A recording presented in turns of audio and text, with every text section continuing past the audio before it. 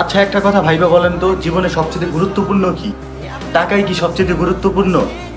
ছোট একটা স্টোরি শুনে আপনাদের, হ্যাঁ।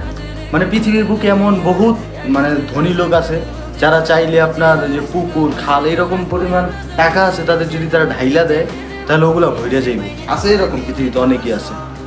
আবার আরেকটা লোক, ঠিক আছে, একটা লোক অসুস্থ খুব, তাকে আইসিইউতে ভর্তি করা হয়েছে, ঠিক আছে। তখন আইসিইউর বিল একদিনে 50,000 টাকা হয়েছে, ঠিক আছে। ওই মানুষটা 50,000 টাকা দিতে পারতেছে না, মানে ওই মানুষটার ফ্যামিলি, ওই মানুষটা মারা গেছে, দেন তার লাশটা আটকায় রাখা হয়েছে যে টাকা না দিয়ে আর লাশটা নেওয়া যাবে না।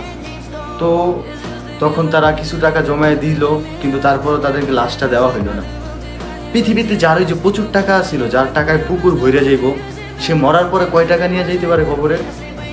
আর একটা ব্যক্তি মরে যাওয়ার পরে তার লাশটা নিতে পারতেছে না সে টাকার জন্য।